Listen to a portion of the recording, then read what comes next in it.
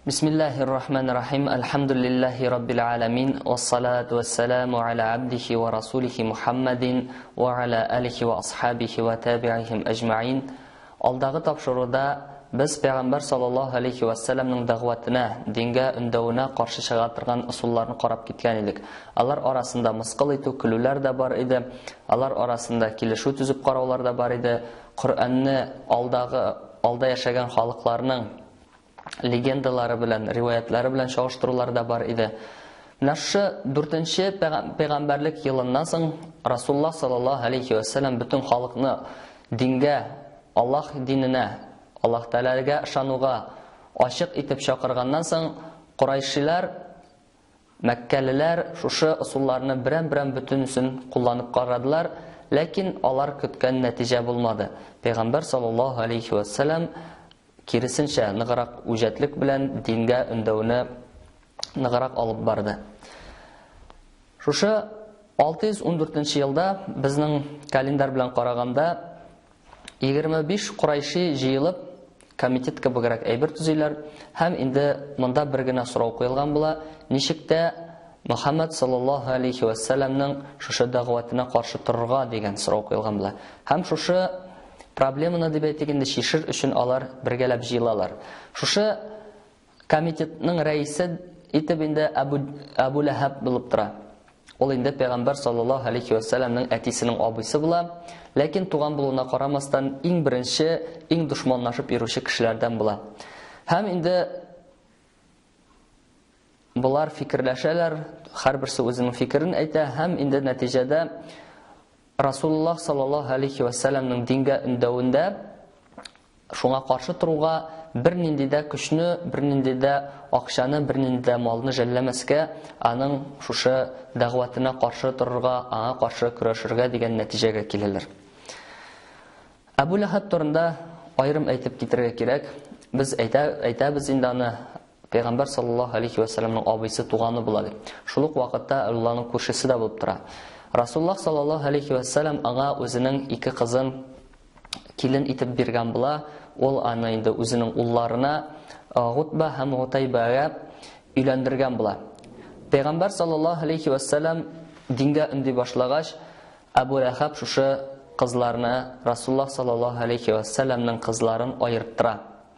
Шуннан соң шундый риваятларда бар, хаҗ сезоны килеп җиткәч, Расулуллаһ саллаллаһу алейхи ва саллям кешеләрне дингә өндәп йөргәндә, аның артына ияреп, ышанмагыз аңа, ул ялганчы, ул дивана дип, артына ташлар ыргытып, үкшәләрен канатып йөрүче бер кеше бар иде ди.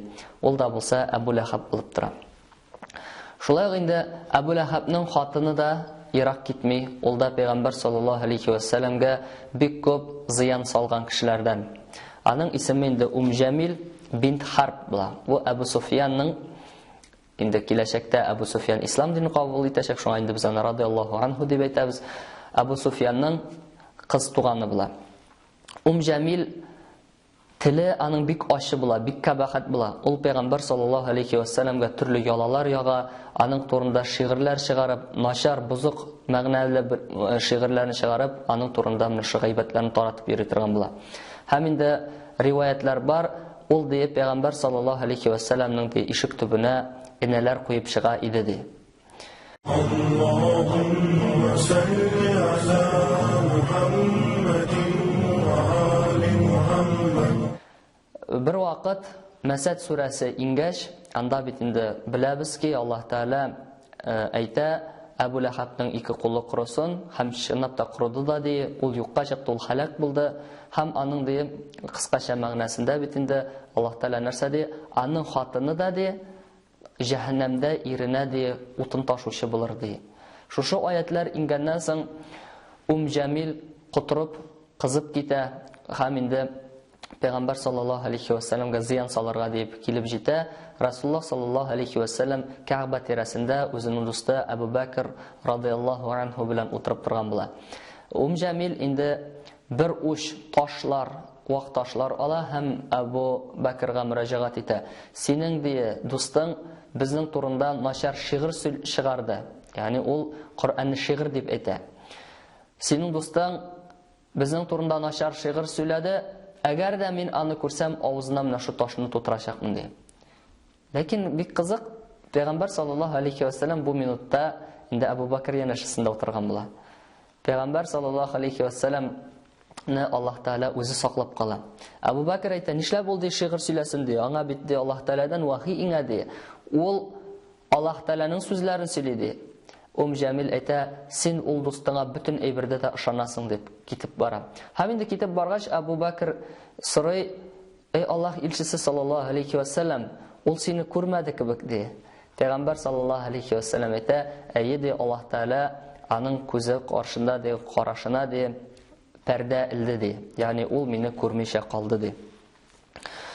Шулай ук инде Расулуллаһ саллаллаһу алейхи ва саллямның күршеләре, башка күршеләр дә бар. Мисал өчен Әл-Хакам ибн Абул-Гас, Гутба ибн Абу Муайт һәм башка шундый кешеләрне китерергә була. Булар бөтенесе дә Пәйгамбәр саллаллаһу алейхи ва саллямга зыян салып тордылар. Мисал өчен Расулуллаһ саллаллаһу алейхи ва саллям ашап утырганда, аның инде ашамлыгына нәҗисләр салучылар да булды. Аның ишек төбенә сарыкның ишәгеләрендә салып китүчеләр булды. Һәм инде шушыларның иң кабахәтләренең берсе Гутба ибн Абу Муайт бер вакыт Абу Җахл белән һәм башка шушындый Курайшлар белән, мәртәбәле Курайшлар белән сөйләшеп утырганда, Расулуллаһ саллаллаһу алейхи ва саллям Кәгъбатулла тирәсенә килеп намаз укый башлый. Һәм Абу Җахл әйтә: "Кайсыгыз ди моның аркасына дөянең ишен ди?" Монда инде бала туганнан соң кала торган плацента, шуп дип әйтәләр безнең халыкта. Шубын кем сала ди. Һәм инде шулар арасыннан ди турып баса Гутба ибн Абу Муайт һәм әйтә: "Хәзер мин аңа салачакмын" ди. Бу вакытта инде җиделәп шушындай мушрик утырган була. Расулуллаһ саллаллаһу алейхи ва саллям сәҗдәгә киткәч, Гутба килә һәм инде Пәйгамбәрбез саллаллаһу алейхи ва саллямның аркасына менә шу дөянең ишләрен сала. Пәйгамбәр саллаллаһу алейхи ва саллям сәҗдәдән тормый тора. Бу вакытта инде бу әйберне, бу хәлләрне Абдулла ибн Мас'уд радиллаһу анһу риваят итә: "Ихти минем кырда ярдәм итәрдәй кеше булса иде" ди. "Мин ди үзем өчен курыктым" ди, зыян килүдән ди. Шунда ки Абдулла ибн Мас'уд ул көтүче генә була, гади кеше була, һәм инде ул курка Пәйгамбәр саллаллаһу алейхи ва саллямны яклаудан. Соңыннан Фатима килеп чыкты ди. Фатима Пәйгамбәр саллаллаһу алейхи ва саллямның төпчек кызы була. Фатима килеп чыкты, ул үзе дә яшь кенә иде, бала гына иде ди. Үзе дә теге мушрикларны әрли ди, әтисенең аркасыннан ди шушы дөя эшләрен алып ташлады. Аллаһумма салли ала Мухаммадин ва али Мухаммад. Пәйгамбәр саллаллаһу алейхи ва саллям шушы бәндәләргә, аны рәнҗеткән бәндәләргә аларга каршы дуга кылды. Һәм инде аларның йөзләренә кайгы керде ди. Чөнки белеп торалар, мушрик булсалар да, шушы Мәккә ул бер мүбарәк җир, монда кылынган һәрбер дуга кабул ителә. Һәм инде дуганы кылучы кимсең? Дуганы кылучы ышанычлы булган, берәүне дә бер кашанда алдамаган һәм инде бер вакытта да гөнаһ кылмаган кеше Мухаммад Пәйгамбәр саллаллаһу алейхи ва саллям була. Һәм Абдулла ибн Мас'уд әйтә: "Аллаһ белән ант итәм ди, Бәдер сугышыннан соң ди, мин аларның бөтенесендә ди шушы ди Бәдер кырында ди үлгән хәлдә күрдем" ди. Булар арасында Гутба ибн Раби'a, Шайба ибн Раби'a, Гутба ибн Аби Муайт, шулай Абу Җахл һәм башка бәндәләр була. Аларның бөтенесе дә инде Курайш халкының, Курайш кабиләсенең инде аксакалларынан иң мәртәбәле кешеләреннән була һәм бөтенесендә Аллаһ Тааланың үч алуы, Аллаһ Тааланың газабы Бәдер сугышында куып тота. Умайя ибн Халаф дигән бер бәндә була, ул Пәйгамбәр саллаллаһу алейхи ва саллямга һәр вакыт яла яга торган була. Аның турында инде Хумаза сурәсе иңә, Аллаһ Таала анда һәрбер ачык һәм яшерен гайбәт сөйләп йөрүче кешеләргә яла ягучы кешеләрне хурлап әйтә: "Кыямәт көнендә без аларны ди җәһәннәмгә керттербез" ди. Һәм алар аннан мәңге чыкмаслар ди. Һәм чынлап та карасак, инде гайбәт сөйләү бигрәк куркыныч гөнаһ, ләкин нәфес аны кабул итә. Нәфес аның белән нәфескә аның белән гайбәт сөйләү белән көрәшү бик кыен. Һәм инде менә бу Умайя ибн Халаф Пәйгамбәр саллаллаһу алейхи ва салламга ул гайбәтләреңне сатып йөрми. Аның гайбәт дию дөрес булмый, чөнки Пәйгамбәр саллаллаһу алейхи ва саллям турында начар әйбер сөйләп булмый, чөнки ул гөнаһ кылмаган. Монда инде яла ягу дип кенә әйтергә кирәк. Яла ягып кына калмый, ул бер вакыт Пәйгамбәр саллаллаһу алейхи ва салламга килеп әйтә: "Әйди Мөхәммәд, минем ди яхшы атым бар. Мин аңа ди иң яхшы ризыкны ашатам, һәм көннәрнең бер көнендә мин аңа атланган хәлдә ди сине үтерермен ди." Шулай яный. Пәйгамбәр саллаллаһу алейхи ва саллям әйтә: "Аллаһ теләсә мин сине юк итермен ди." Абу Джахлга аерым тукталып китәргә кирәк. Пәйгамбәрбез саллаллаһу алейхи ва саллям әйтә, ул ди үзенең халкы өчен Фиргаун кебек булды ди. Фиргаун кафир иде, Абу Джахл да кафир булды. Ул Аллаһ Таалага ышанмады, ул Аллаһ Таалага иман китермәде. Бер вакыт инде Пәйгамбәр саллаллаһу алейхи ва саллям намаз укыган күрә, һәм инде ул намазын укып торгач әйтә: "Эй Мөхәммәд ди, мин сиңа ди монда намаз укырга тыймадыммы ди. Карагыз бу бәндәнең тәкәбберлеген. Мин сиңа ди намаз укырга тыймадыммы шушында ди." Пәйгамбәр саллаллаһу алейхи ва саллям аңа катырак итеп җавап биргәч, Абу Джахл әйтә: "Мин бу тирәлектә ди, бу Мәккә шәһәрендә ди, иң көчле кешемен, иң мәртәбәле кешемен ди. Шуңа син миңа каршы чыга алмыйсың, син мине куркыта алмыйсың ди." Аллаһ Таала әйтә: "Фәльяд'у надия, санад'у забания" ди. Аллаһ Таала Коръәндә Галак сүрәсенең 17-18 аятьләрендә әйтә: "Шакырсын ул үзенең ди бәндәләрен, үзенә ярдәм итүче кешеләрен ди, үзе кебек кафирләрне ди. Без үз ширатыбызда ди фәрештәләрне, газап фәрештәләрен шакырыбыз ди. Һәм ди кайсыбызның армиясы дип әйтгәндә кайсыбызның гаскәре көчлерәк?" Аллаһ Таала менә шулай сорау бирә. Аллаһумма салли ала Мухаммадин ва али Мухаммад. Абу Джахл белән бәйле тагын шундый хәлләр бар. Ул инде бер вакыт Коръән тыңлый, инде нәрсә сөйли микән соң бу пәйгамбәр дип кызыксынып тыңлый бит инде. Ләкин менә шу аның Коръән тыңлаулары анда киресенчә тәкәбберлекне арттыра. Аллаһ Раббыбыз Кыямәт сүрәсендә әйтә: "Фәлә саддака ва ла салла, валакин кәззәбә ва тавалла, thumma dhahaba ila ahlihi yatamatta, awla laka fa awla, thumma awla laka fa awla." Ләкин ул Абу Джахл ди, садака бирмәде, ул намаз укымады. Киресенчә шушы Коръәнне ишеткәч, Аллаһ Тааланың диненә өндәгән сүзләрне ишеткәч, ул ди бурылды, тәкәбберләнде ди. Гаиләсенә кайтып тәкәбберләнеп сөйләде ди. Кайгы булсын бу бәндәгә, кайгы булсын ди Аллаһ Таала. Һәм янәдән кайгы булсын моңа, кайгы булсын ди. Расулуллаһ саллаллаһу алейхи ва салламга ул бит инде килеп әйтә: "Без сине ди, эй Мөхәммәд, ялган сөйләүдә гаепләмибез ди. Инна ла нуказзибука, валакин нуказзибу бима җитта бихи ди. Без сине ди ялган сөйләүдә гаепләмибез, ләкин син алып килгән әйберне, Коръәнне ялганга чыгарабыз ди." Һәм инде Пәйгамбәр саллаллаһу алейхи ва саллям билгеле борчылган була инде. Нишләп аның менә шу рисаләсе, нишләп аның менә чакыруы йөрәкләргә менә шундый Абу Джахл кебек мәртәбәле кешеләрнең йөрәкләренә үтеп кермәгәненә. Бәлки миндәдер гаип ди. Ләкин Абу Джахл аңа җавап бирә, һәм инде озакта үтми Аллаһ Таала аят иңдерә. فَإِنَّهُمْ لَا يُكَذِّبُونَكَ وَلَكِنَّ الظَّالِمِينَ بِآيَاتِ اللَّهِ يَجْحَدُونَ ди. Эй Мөхәммәд саллаллаһу алейхи ва саллям, бу бәндәләр ди сине ялганга чыгармыйлар. Чөнки син ышанычлы, син бер вакытта да ялганлама. Ләкин бу залимнәр Аллаһ Тааланың аятларын ялганга чыгаралар ди. Расулуллаһ саллаллаһу алейхи ва саллямга нашы төрлечә әйтеп, Расулуллаһ саллаллаһу алейхи ва саллямны алда санап киткәнчә төрлечә әйтеп эзәрлекләп карыйлар. Әле бу бит әле бер гынахсыз иң мәртәбәле кешеләрнең берсе Пәйгамбәр саллаллаһу алейхи ва саллям, һәм җитмәсә әле ул нашы Мәккә тирәлегендә булган иң хөрмәтле кешенең кул астында, Абу Талибның ярдәме астында булган кешене шулай итеп эзәрлекләделәр. Аның йөзенә төкерделәр, аңа сөякләр яндырып, аның күлләрен аңа сиптеләр, аның артына менә шу дия эшләрен куйдылар, ризыкларына нәҗисләр салдылар, капка төпләренә, ишек төбенә аның менә шу үләксәләрнең эшләрен салып китә торган булдылар, энәләр салып китә торган булдылар. Әле бу Пәйгамбәр саллаллаһу алейхи ва саллям менә шундый саклау астында булган кешегә.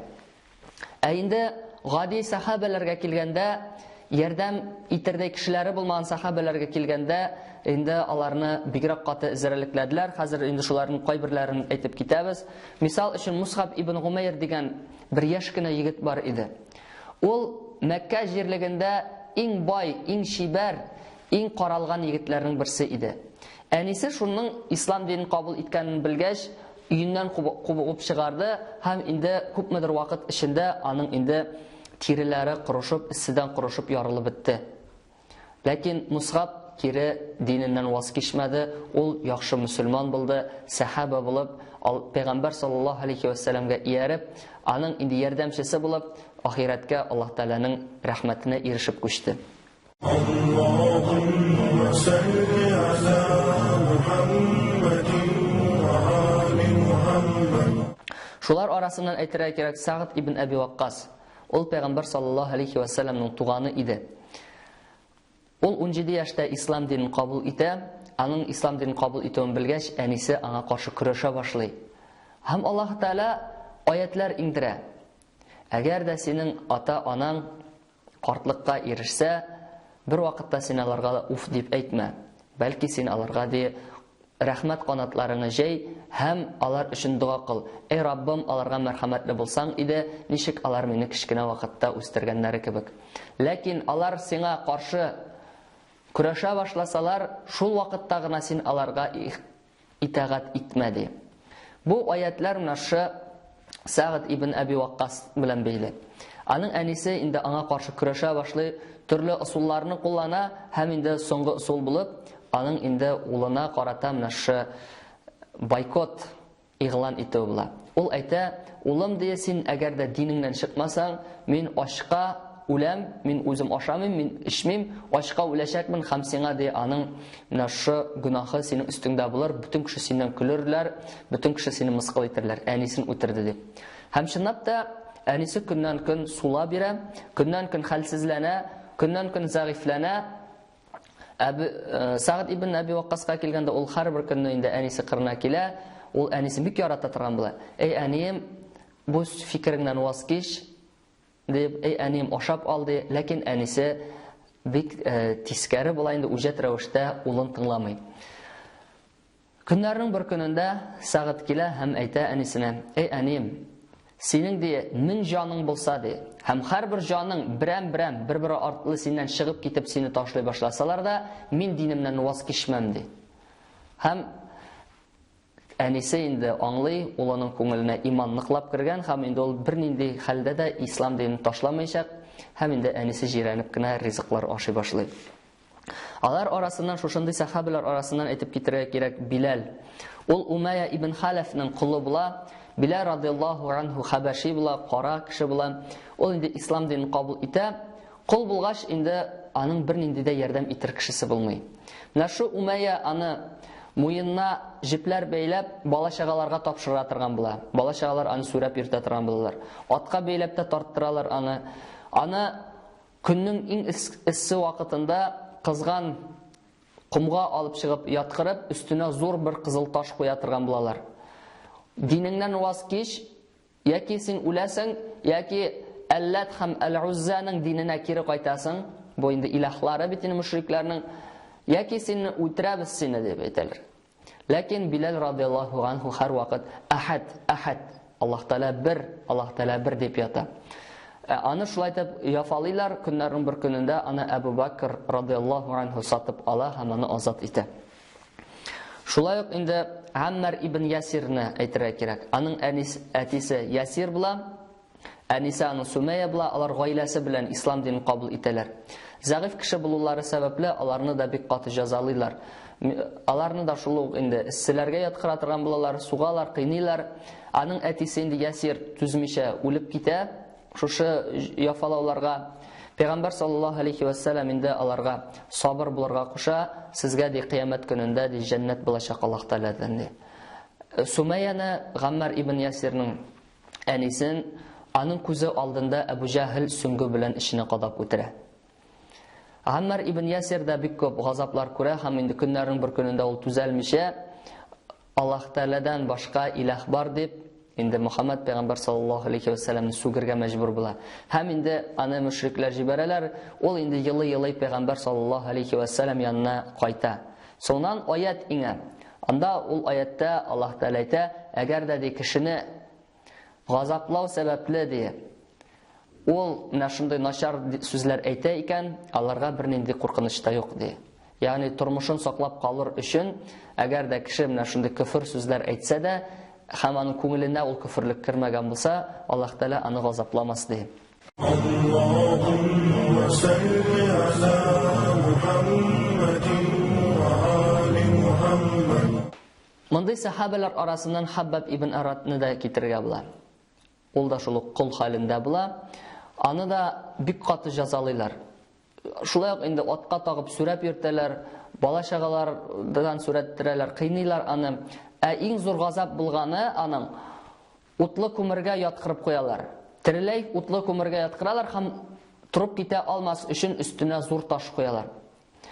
Һәм Хаббаб ибн Арат әйтә, инде тора бара әйтә, ислам дин көчәеп киткәч, инде Гомар радиллаһу анху вакытында инде халиф булып Гомар булганда ул керә һәм инде Гомар радиллаһу анху сорый аннан, иң зур газап синең нинди булды дип. Ул ди аркасын күрсәтә, аркасы аның аппак була. Һәм инде сөйләп бирә, мине ди динемнән ваз кичсен өчен утлы күмерләргә яткырдылар, тора алмас өчен өстемә таш бастырып куйдылар, һәм ди утны минем тәнемнән аккан сүлләрем, минем тәнемнән аккан каннарым гына сүндерде ди. Мондый изәрлекләүләр көннән-көн көчәйде. Кешенең ислам динен кабул иткәнен белгәч, аларны кыйнадылар, аларны төрлечә кысып карадылар, һәм инде билгеле инде шушы аз гына санлы сахабаларны да юк, аларны да халак итәргә ярамый иде. Аларны берәм-берәм үтереп бетерсәләр, җир йөзендә Аллаһ Тәгаләгә гыйбадәт кылучы кеше калмый иде. Пәйгамбәр саллаллаһу алейхи ва саллям бу әйберне аңлады, һәм инде ул аларга яшерен рәвештә гыйбадәт кылырга кушты. Һәм алар Сафа калкулыгына урнашкан Әл-Аркама ибн Абул Аркама Әл-Махзуминың өенә җыела торган булдылар. Моны инде яшерен рәвештә җыелып, Пәйгамбәр саллаллаһу алейхи ва саллям шушы сахабаларга яңа җигеп ингән хөкемнәрне, Аллаһ Тәгаләнең ингән аятларын, Коръәнне укыды һәм инде алар белән шулай яшерен рәвештә генә очрашып торды. Аллаһумма салли ала Мухаммад